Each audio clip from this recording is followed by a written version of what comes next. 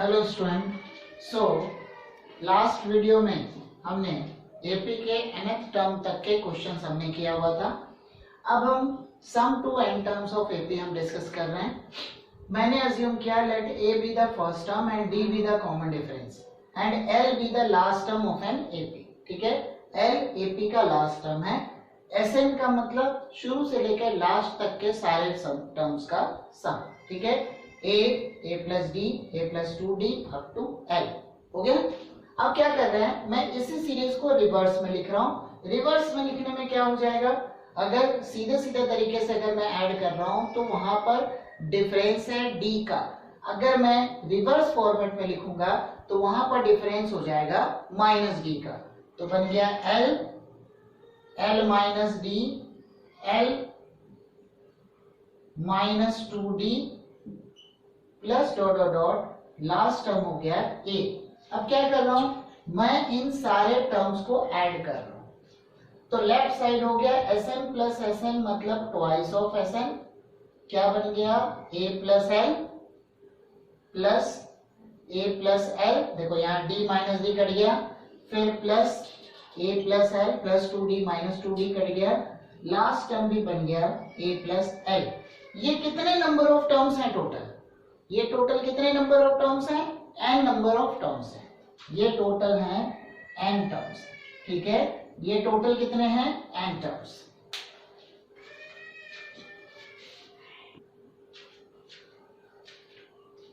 देखो n terms कैसे हुआ, a plus l n terms, यहाँ a plus l n terms, यहाँ a plus l n terms, यहाँ हो गया a plus l n terms. ठीक है, फर्स्ट सेकेंड थर्ड फोर्थ कितने नंबर ऑफ टर्म्स तक जा रहा है, टोटल n टर्म्स तक जा रहा है। सेकेंड में भी n टर्म्स तक जा रहा है। मैंने ग्रुपिंग कर दिया, तो ग्रुपिंग ऐसे अगर मैं ब्रैकेट ओपन करूंगा तो टोटल n और n टोटल टर्म्स हो गए 12, बट मैंने ग्रुपिंग कर दिया तो नंबर ऑफ टर्म्स कितने हो गए, n। तो इसको देखते हुए हमारे पास फॉर्मूला क्या बना, Sn equal to n by 2 a plus l। ठीक है, Sn equal to n by 2 a plus l।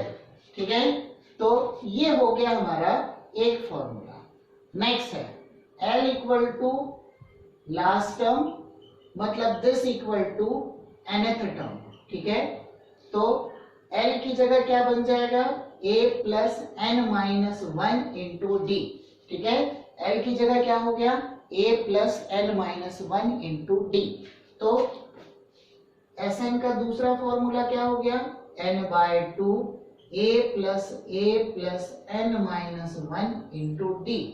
तो बन गया n by 2 2a plus n minus 1 into D. ठीक है, ये हो गया Sn। ठीक है, तो ये हमारा एक और फॉर्मूला हो गया Sn का। Sn के दो फॉर्मूले हो गए, n by 2 a plus l, a is the first term, l is the last term. दूसरा हो गया Sn equal to n by 2 into 2a plus n minus 1 into D. a is the first term, d is the common difference. ठीक है, तो ये हमारे दो फॉर्मूले हो गए Sn के। अब हम इन पे बेस्ड क्वेश्चंस करेंगे।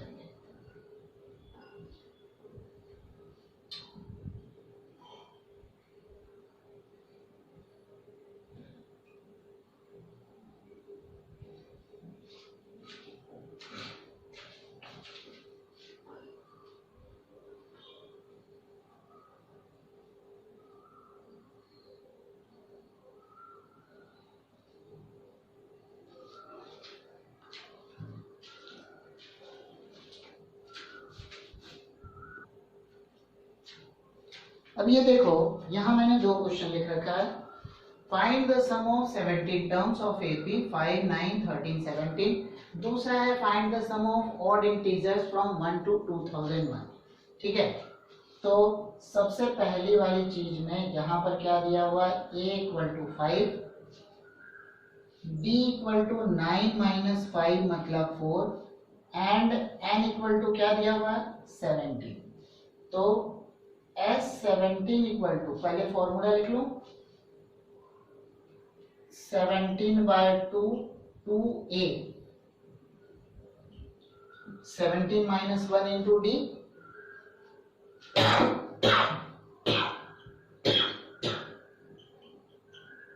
17 by 2 2 into 5 plus 16 into D, D का मतलब 4, बन गया 17/2, 10 प्लस 64, 10 प्लस 64 हो गया 74, तो मतलब 17 इंटू 74/2 मतलब 17 इंटू 37, ठीक है।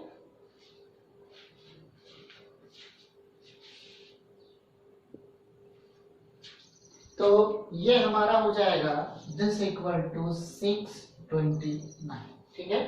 फिर से देखते हैं, a इक्वल टू 5 दिया, फर्स्ट टर्म होता है, d का मतलब कॉन्सेक्यूटिव टर्म्स के बीच का डिफरेंस, ये हो गया 4, 17 टर्म्स तक का सम चाहिए था, तो n इक्वल टू हो गया 17, ठीक है।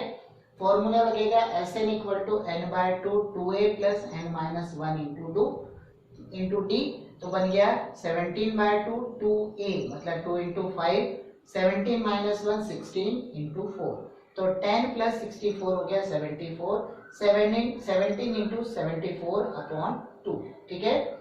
तो हमारे पास ओवरऑल आंसर क्या हो गया 629, ठीक है। नेक्स्ट हमारे पास है find the sum of odd integers, कहां से कहां तक, 1 से लेकर 2001 तक के टोटल ऑड इंटीजर्स का सम निकालना है, ठीक है।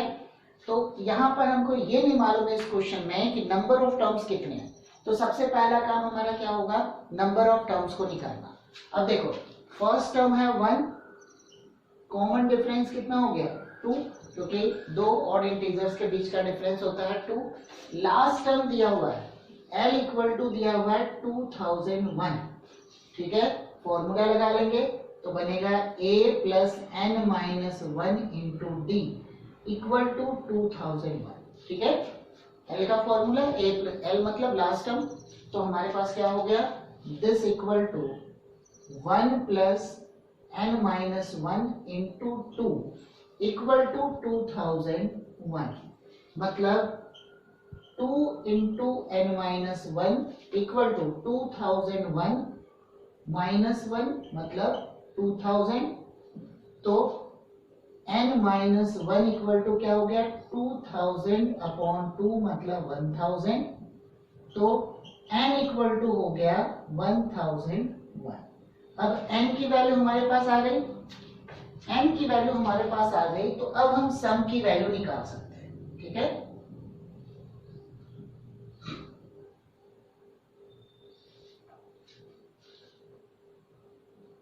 तो s इक्वल टू n की जगह क्या हो गया, n पहले फॉर्मूला लिख लेता हूं, n/2 a प्लस l, क्योंकि यहाँ लास्ट टर्म दिया हुआ है तो a प्लस l लगा सकते हैं, तो क्या बनेगा 1001/2 a प्लस l मतलब 1 प्लस 2001, तो बन गया 1001/2 इंटू 2002, ठीक है। तो इसको डिवाइड करेंगे 1001 मतलब बन गया 1001 का स्क्वायर, ठीक है। इसको आप लोग मल्टीप्लाई करके आंसर निकाल सकते हो, ठीक है। एक बार इस क्वेश्चन को मैं फिर से एक्सप्लेन कर रहा हूं, find the sum of odd integers from 1 to 2001, a equal to 1 d equal to 2, ठीक है। a equal to 1 d equal to 2, तो d इक्वल टू अच्छा l की वैल्यू मतलब लास्ट टर्म हमारा दिया हुआ है 2001, तो a plus n minus 1 into D equal to 2001, यहाँ पे बना a की जगह 1 d की जगह 2 मैंने रखा, तो n इक्वल टू बना हमारा 1001, ठीक है। n की जगह अब फॉर्मूला क्या है Sn equal to n/2 a plus l, तो 1001/2 1 प्लस 2001, ओवरऑल हमारा आंसर हो गया 1001 का होल स्क्वायर, ठीक है। तो अब हम करते हैं नेक्स्ट क्वेश्चन।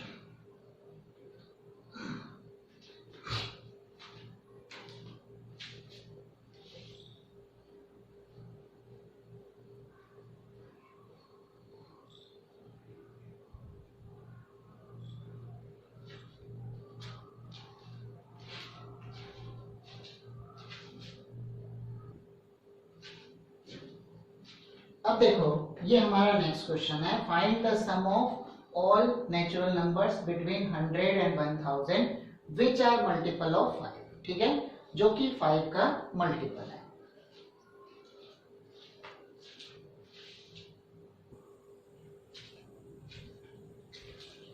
तो 100 और 1000 के बीच के नंबर्स चाहिए, मतलब उसमें 100 और 1000 को हम कंसीडर नहीं करेंगे, ठीक है। तो क्या बन गया, पैटर्न सेम है जैसा पिछला क्वेश्चन था। a इक्वल टू बना 105, d इक्वल टू बना 5, l इक्वल टू बना 995 जो 1000 से छोटा हो और 5 का मल्टीपल हो, ठीक है। तो a plus n minus 1 into D equal to बन गया 995। तो हमारे पास हो गया 105 plus n minus 1 into 5 equal to 995, 5 into n minus 1 equal to 995 minus 105, 5 minus 5 0, 9 और ये हो गया 890, ठीक है। तो हमारे पास बन गया n minus 1 equal to 890 upon 5, इसको कैंसिल करेंगे, 5 1 जा 5, 3 और 9 हमारे पास हो गया 5 7 जा 35, 4 और 0, 5 8 जा 40। तो n इक्वल टू हो गया 179, ठीक है, 178 प्लस 1, ठीक है। तो अब हमको निकालना क्या है, Sn निकालना है।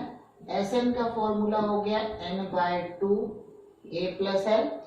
तो हमारे पास हो जाएगा this equal to 179 upon 2 a plus L, मतलब 105 प्लस 995, ठीक है। तो बन गया 179 अपॉन 2 इंटू 995 प्लस 5 हो गया 1000 और प्लस 100 बन गया 1100। तो 2 से करेंगे 550, ठीक है। तो सम की वैल्यू हो गई 179 इंटू 550, ठीक है।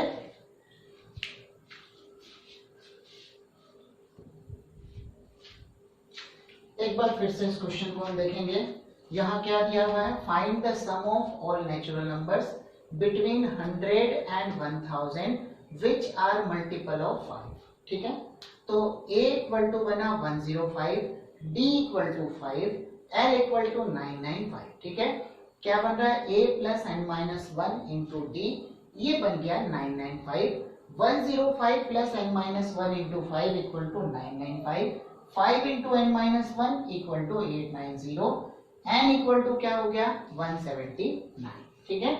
तो फॉर्मूला क्या लगेगा, Sn equal to n by 2 a plus L, 179 by 2 into 1100, answer हो गया 98450, ठीक है।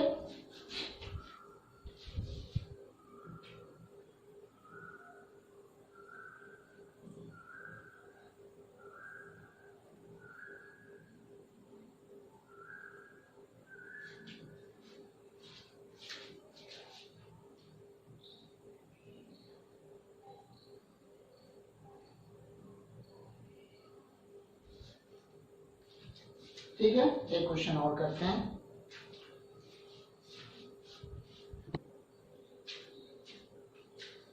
देखो जरा, क्वेश्चन है 1 plus 6 plus 11 plus 16 plus dot dot dot plus x equal to 148, ठीक है। अब देखो यहाँ पे क्या है, a इक्वल टू क्या दिया हुआ है 1, d equal to 6 minus 1 equal to क्या हो गया 5, ठीक है। लास्ट वाला टर्म दिया हुआ है x, ठीक है, लास्ट वाला टर्म हमारा दिया हुआ है x, तो और टोटल सम क्या दिया हुआ है 148, ठीक है। अब Sn का हमारा फॉर्मूला क्या होगा n बाय 2, ठीक है। Sn का फॉर्मूला क्या हो गया n by 2, 2a plus n minus 1 into D, ठीक है। n by 2, 2a plus n minus 1 into D equal to 148, ठीक है। अब यहाँ पर x की वैल्यू निकालनी है, मतलब यहाँ पर हमने क्या निकालना है, लास्ट टर्म की वैल्यू निकालनी है, ठीक है। तो Sn इक्वल टू 148 गिवन है, फॉर्मूला लगेगा n by 2, 2a plus n minus 1 into D equal to 148। बात समझना है, यहाँ पर लास्ट टर्म की वैल्यू निकालनी है, बट n गिवन नहीं है, सिर्फ हमको Sn गिवन है। तो पहले हम n की वैल्यू निकालेंगे, बाद में हम Sn निकालेंगे, ठीक है। तो बन गया n/2 2a plus n-1 into D हो गया 5 इक्वल टू 148। तो बन गया n into 2 plus 5n minus 5 equal to 148 into 2, मतलब क्या हो गया 296, ठीक है। तो हमारे पास बन गया, n से मल्टीप्लाई कर रहा हूं मैं, बनेगा 5n स्क्वायर, 2 माइनस 5 हो गया -3, तो बना -3n माइनस 296 इक्वल टू 0, ठीक है। अब क्या करना है, 296 और 5 के फैक्टर्स देखने, ठीक है। तो सबसे पहली चीज 296 को प्राइम फैक्टर्स के फॉर्म में लिखते हैं, तो क्या बनेगा, ये हो गया हमारे पास। चलो 296 के डायरेक्ट फैक्टर्स देख लेते हैं। 296, 2 से हो गया 148, फिर 2 से हो गया 74, फिर 2 से हो गया 36, इतना ही जा रहा है। तो मतलब हमारे पास फैक्टर्स क्या हो गए, 5 इंटू 2 2 2 इंटू 37, ठीक है। लाना क्या है 3, तो कितना हो गया 5 8 जा 40 माइनस 37, ठीक है। तो 40 माइनस 37 कर लेंगे तो हमारा फैक्टर्स हो गया, ठीक है। तो ये हमारा फैक्टर हो गया। फैक्टर के लिए क्या करते हैं, फर्स्ट का कोफिशिएंट और लास्ट टर्म का प्रोडक्ट, उसको देखते हुए मिडिल टर्म को स्प्लिट अप करते हैं, ठीक है। तो हमारे पास क्या बनेगा, ये बन गया 5n square minus 40n plus 37n minus 296 equal to 0। अब यहाँ पर कॉमन क्या लिया, 5n बन गया n माइनस 8 प्लस 37 कॉमन लिया n माइनस 8 इक्वल टू 0, बन गया n माइनस 8